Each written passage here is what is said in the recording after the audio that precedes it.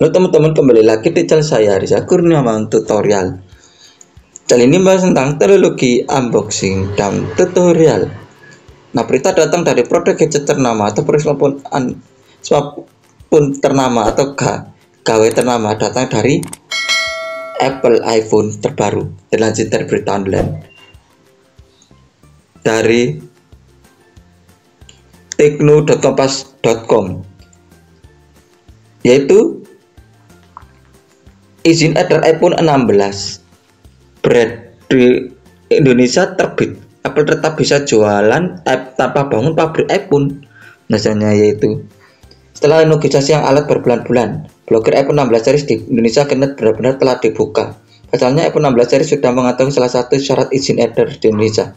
Keempat model, yakni iPhone 16, iPhone 16 Plus, iPhone 16 Pro, dan iPhone 16 Pro Max sudah oleh sertifikasi tingkat komponen dalam negeri atau TKDN dari Kementerian Perindustrian atau Kemenperin. Bukan cuma itu, iPhone 16e yang baru dirilis juga sudah lolos sertifikasi. Sertifikasi kelima model iPhone ini sudah muncul di laman TKDN Kemenperin.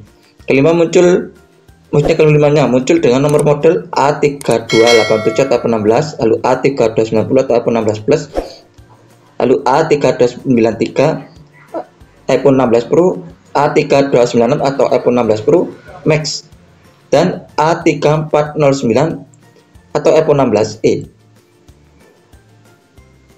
Sertifikasi ini terbit setelah kesepakatan antara Apple dan pemerintah Indonesia tercapai usai negosiasi yang cukup alot selama sekitar 5 bulan. Kesepakatan tersebut datang dalam bentuk proposal investasi senilai $1 miliar sekitar 16,3 triliun. Proposal itu mencakup berbagai komitmen baru dari Apple.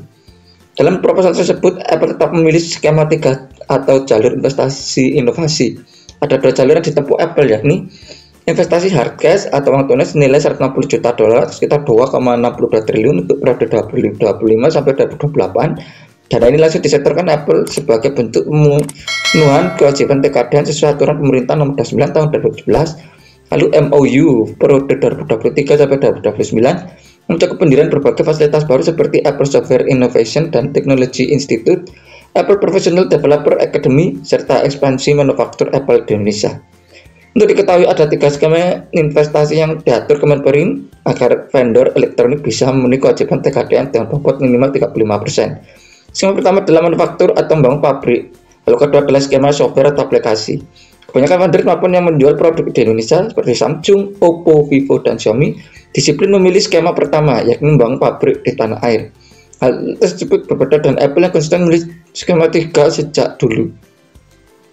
Tetap bangun pabrik tapi untuk aksesori. Sesuai MOU, Apple juga diajarkan membawa Global Value Chain atau GVC-nya ke Indonesia. Salah satu cara yang sudah disepakati adalah investasi nilai $150 juta sekitar 2,46 triliun melalui ICT Luxshare untuk membangun pabrik di Batam. Pabrik tersebut akan memproduksi aksesori AirTag dan komponen baterai yang berasal dari produsen dalam negeri. Pabrik ini dapat memenuhi 65% kebutuhan AirTag global. Tahap pertama investasi ini senilai $1 miliar AS atau sekitar 16,3 triliun rupiah, kata Menteri Investasi dan Hilirisasi Rosan Roslani kepada Kompas.com beberapa waktu lalu. Apple juga berkomitmen membangun lini produksi baru di Long Harmony, Bandung. Pabrik ini akan memproduksi kain mesh yang digunakan pada AirPods Max. Langkah ini menjadikan Long Harmony bagian dari rantai pasokan Apple secara global. Pusat penelitian pertama di Asia dan transfer teknologi. Apple juga berkomitmen membangun pusat penelitian dan pengembangan atau Research and Development atau R&D Center pertama di Asia dan kedua di luar AS setelah Brasil. R&D Center ini akan fokus pada pengembangan perangkat lunak atau software dan melibatkan 15 perguruan tinggi Indonesia, termasuk ITB, UI, UGM, dan ITS yang tergabung dalam Indonesia Chip Design Collaborative Center atau ICDEC. Rencanaan manufaktur Apple hingga 2029. Sebagai bagian dari kesepakatan ini, Apple dan Kemenperin juga akan bersama-sama menyusun roadmap manufaktur Apple hingga 2029 yang akan menjadi dasar untuk memperluas keberadaan rantai pasokan Apple di Indonesia.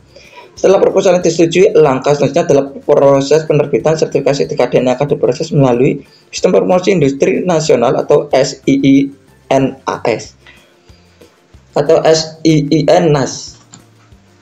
Jika semuanya berjalan lancar, iPhone 16 resmi bisa diperjualbelikan di Indonesia tanpa kendala aturan TKDN.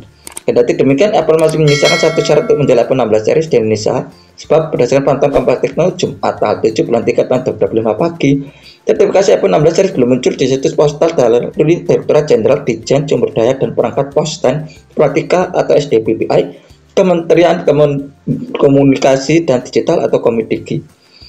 Seperti diketahui, selain TKDN, semua produk elektronik juga harus mengantongi sertifikat dari Postal Komdigi sebelum beredar di Indonesia.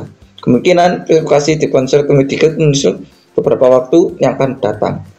Data adalah berita datang dari produk gadget ternama atau produk gawai ternama datang dari Apple iPhone.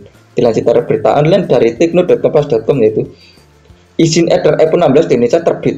Apple tetap bisa jualan tanpa bangun pabrik iPhone. Terima kasih sudah menonton channel ini. Jangan lupa klik subscribe, like, komen, dan share, dan tombol loncengnya agar dapat notifikasi tentang video saya tentang teknologi, unboxing, dan tutorial.